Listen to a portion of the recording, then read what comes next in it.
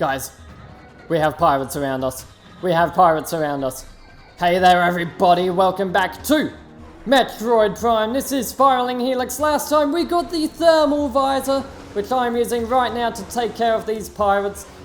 And, whoa, you might notice that my wave beam is no longer locking onto these guys. That is because these are shadow pirates now. The only pirates we will encounter in the... How did you get up there? But the only pirates we will encounter in this research facility are shadow pirates now. Now that the power has almost gone out. Which is an issue, at least. Look at that guy. Oh, well, he's dead now.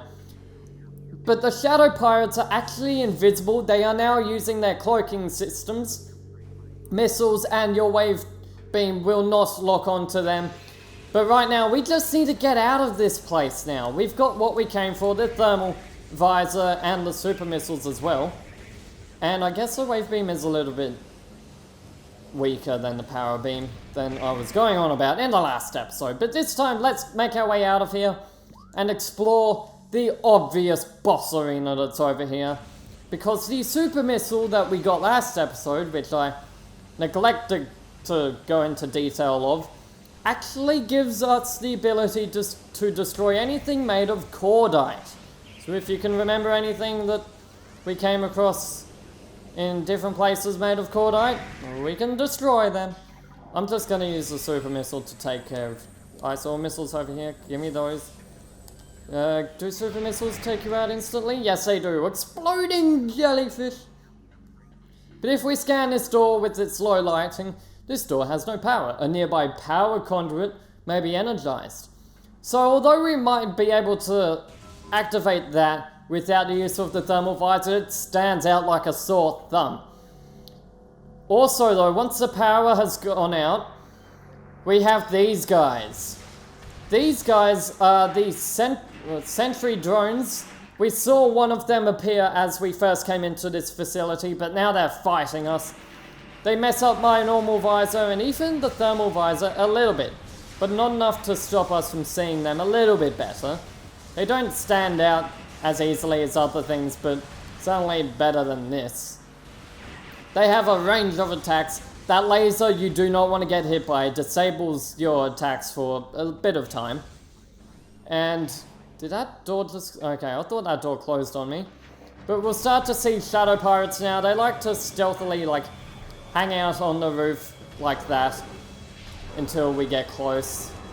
But we can do a bit of damage before we do that if I actually use a charge shot. What is shooting me? Oh, the turrets! Turrets don't show in the thermal visor, at all.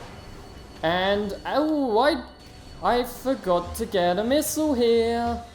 That was a very bad idea. Let's just take care of the pirates here first. You guys might not have seen it, but right up here, we can see a missile tank.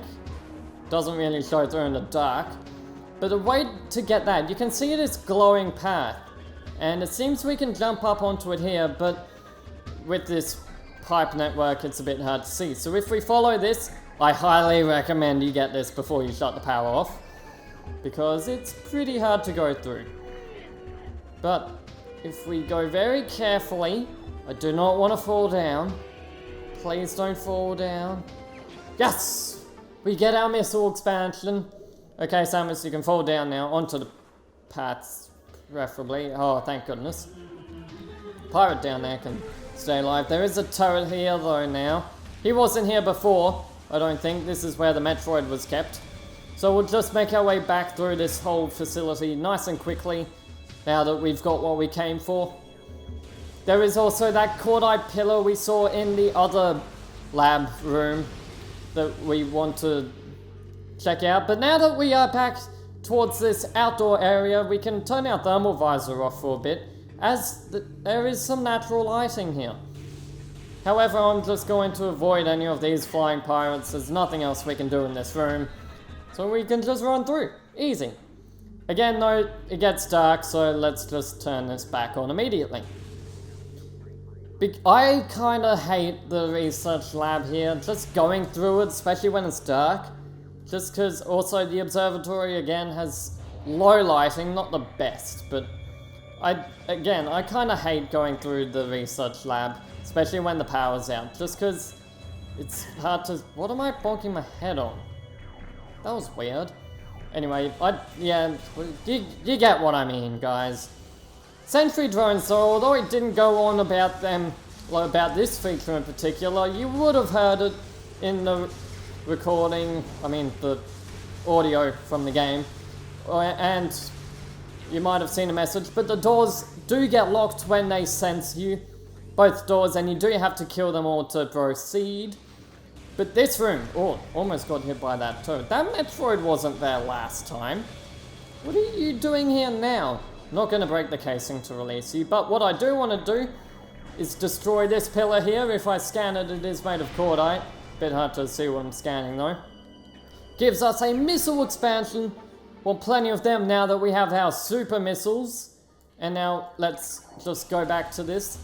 Shadow Pirates though, now that they are using cloaking technology, you might have recognized they're not shooting us anymore. That's because the power going into the cloaking technology deactivates, it uses up so much power that they can't use their guns anymore. So they just try and run into you and use their death sides. Because all pirates have death sides. Anyway though, let's just continue making our way through. We're almost to the exit, guys, and I'm turning my power off. You can see this is actually, that's pretty much what the Shadow Pirates kind of look like. It's a bit hard to see, but I'm just going to skip this room. We've almost made our way out of here, come on. One more room, one more purple door. Let's do this. And freedom! We've made our way out, and we have escaped the research facility over here. Now that we have made our way out though, I recommend you save. I'm not going to because I've already got quite a lot of health.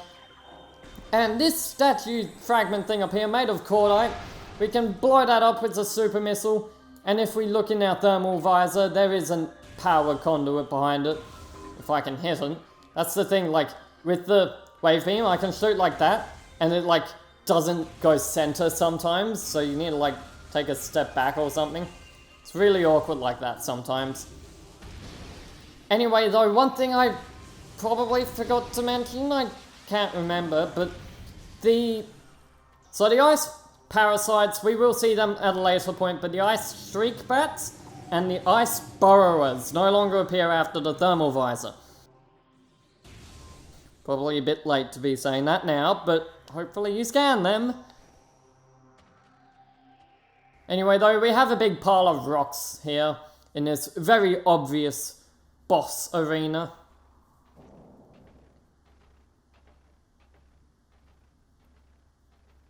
Got a bit of snow. No way out it seems.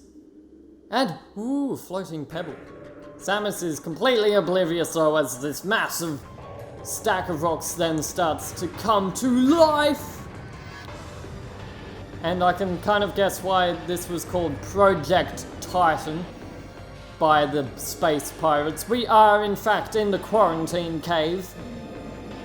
This guy though, he does have a proper name. This is... Oh, it's not going to appear... Why can't I scan? That was so weird.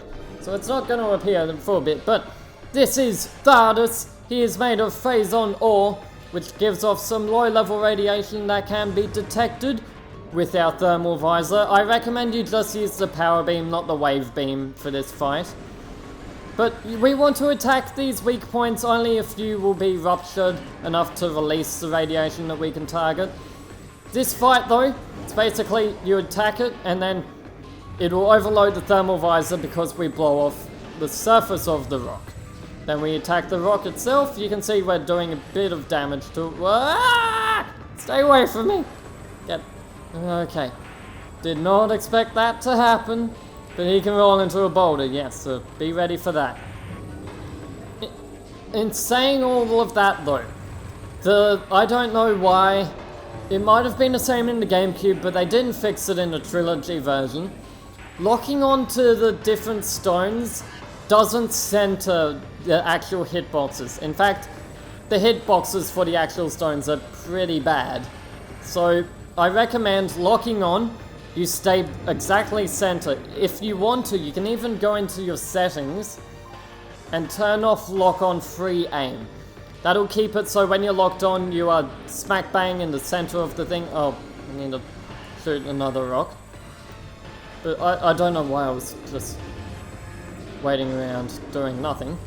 But I recommend jumping a lot. When he hammers into the ground like that, that will freeze you if you're hit by it. And if you're on the ground, you're pretty much always going to get hit by it.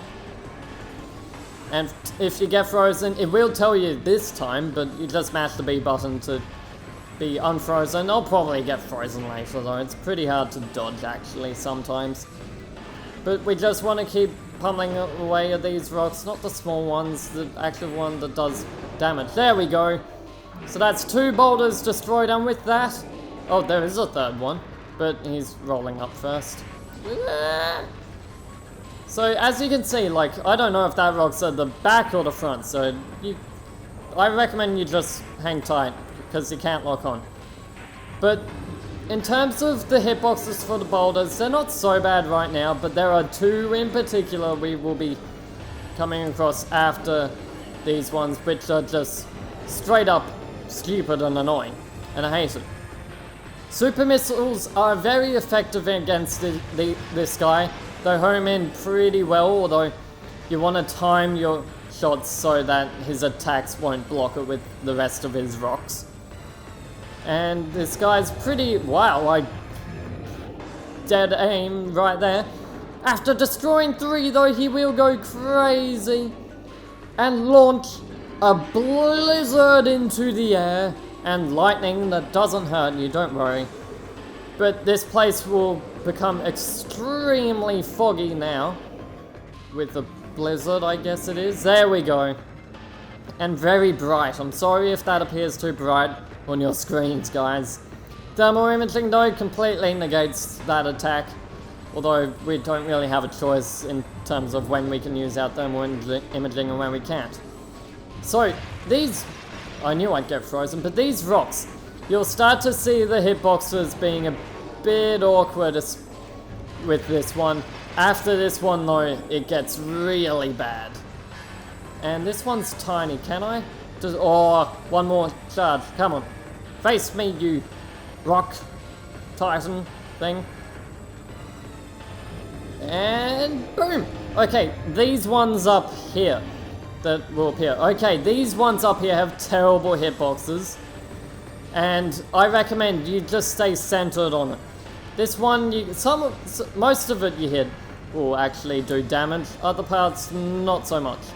They are being bigger targets though, like the top of it won't actually hurt at all that much sometimes. Or unless they fixed it in the virtual console version of this game. I don't think they did. One more rock though. This one here. This is the bad one. This is the very bad one. Very bad hitbox. I recommend you stick to your lock on. So when it looks like you're not hitting anything, you actually are. I don't know how that person. And when it looks like you are hitting something, you're not. Unless the flash is red and a bit of that health bar on top goes down, you're not really that effective. But there's a super missile. That I like using it on that stone in particular. A super missile will practically always take down a stone, or at least a layer of a stone, instantly. And he's just gonna do this really slow environmental attack that doesn't hurt us, and we can't do anything for a while. But now we're taking down the head. We're gonna blow up his head and then see what happens after that. So, but I'm just gonna speed it up by using 2 super missiles, maybe a few charged blasts to finish off the layers, as the head takes a lot more hits than the other layers. Come on! This boss fight is so slow. But wow, you actually take a lot of damage from this guy. I had like almost full health before I fought this guy, and now I've taken a lot more. I said I was going to use 2. That's a lot of boulders actually. But with that, we have defeated Thardus.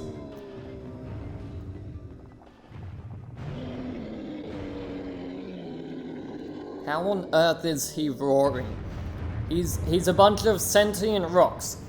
I get that, but how is he roaring like that? I mean, he doesn't have a mouth, let alone a head. We just blew the head up. With that though, we get Morph Ball Mark III. This is finally the Spider Ball. This will let us access a whole heap of different areas. Here we go, Spider Ball acquired. We can climb onto these rails with the Z button. Yes, I say Z, not Z, because I'm not American.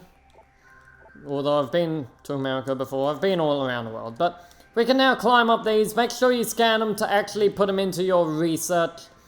But I want to... So this is the one that takes us out. However, I want to go up this one just so we can skip half of these. With the Spider Ball tracks, if you drop a bomb, you can temporarily disable it and launch yourself up a little bit, which can help access more tracks. Spring Ball doesn't work on the Spider Ball tracks though to do that, just so you know. And with that, we have come to the end of the Fendrano Drifts, as if we look up there, we have a white door. But we have a new elevator too, which leads back to the Magmore Caverns. Yay, fire and stuff. So let's take our elevator ride away into the depths of the planet. It's probably not that deep into the planet, to be fair. But here we are, the Magmore Caverns. And before I do anything, this elevator has a door behind me. This door behind me has a save point, as you can guess by the fact that it's got a missile lock. You want to be careful not to go in that again. Thank you very much. And we have some flamethrowers. I'm just gonna run through these because they do like 2 damage in the short time I get through. But we have flying pirates here. These guys are really annoying, so let's just blow them up nice and easy. Spider Ball doesn't have any combat potential, unlike the Morph Ball bombs and the Boost Ball even. So don't try anything. You can't like stick to enemies at all. But here in the Magmore Caverns, we have some north doors and some south doors and some east doors and an energy tank. I want that energy tank. So if we scan a few of these, we have a machine that isn't functional, but some power conduits nearby. Thermal visor to the rescue. Also, you need the wave beam to activate the power conduits, if you couldn't guess by the fact that it's electricity and all of that stuff. Once you activate them though, you do get these cables that have power running through them, which is a cool addition. I kinda like it. Activating all 3 adds some puzzle music. This is entirely optional, by the way. Cools down the lava. It is timed though, so I don't want to really get caught up. Otherwise I'll be burning alive, and it's a lot harder to get out of this lava than that other lava. I don't know how I couldn't get out of that other bit of lava. Let's take down those. And a brief tip. Instead of going all the way up and scanning this thing, you can actually just do it from the corner where you get out. Gives you a little bit more time to make your way in between each of these doorways, gateways, I don't know, the called passageways, let's call them that. And also, don't forget to use your boost ball.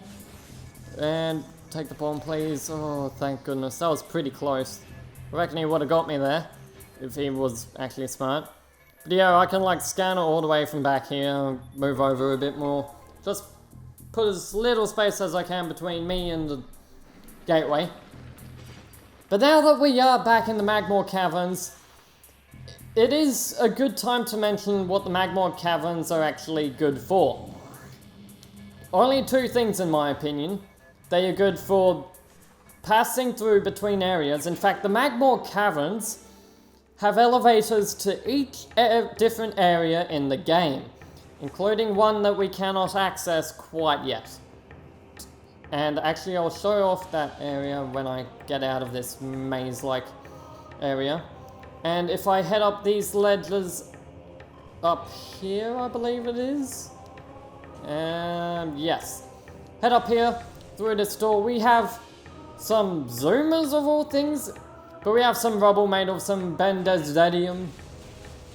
I don't spam in comments, it's pronounced bendesium. Please don't. We also have a crater over there, it seems. It doesn't seem to be the same one we've seen from before, that impact crater, although maybe it is. And it's just missing something. I don't know. The impact crater does stand out as one, being a crater, and two, having a giant floating island above it, connected by a measly force field. But we have a new creature! This is the puddle spore from, he flips open, he launches lava out at you. You can open this. Okay, now that he's taken care of. Did I scan Thardus? I can't remember if I scanned Thardus, even if it was only in the beginning of this episode. Please? Oh, I didn't go down far enough. Oh, thank goodness. I thought I hadn't scanned him. Oh, that got me worried for a moment. But we have some more burrowers here. I'm just gonna skip them because they're annoying to take out, especially with the wave beam sometimes, unless you wait a second. If you shoot water in midair, the wave beam isn't gonna hit him. Now we have a big room here with a lot of things we might be able to do, but we can only access them with a grapple point, which is all the way up there? Yes. Whoops. No, no, no. No, I will not die in the lava this time. Double jump to the rescue. Yes, again. But yes, the other thing, actually I wanna... So we have a stalactite here. If I shoot it with a missile, that'll actually straight up just... Oh no! No, he went down! Oh no, he popped back up again. That was pretty funny, actually. It'll instantly kill that magmore. But now, we have some more stalactites I recommend you take down. Otherwise you can just go for a quick dip in the lava over there. Not waste too much health, but I just want to take down these two, so I have one form of method in case I'm low on health to get through this area. Did that knock it down? Yes, cool. So much poisonous gas here.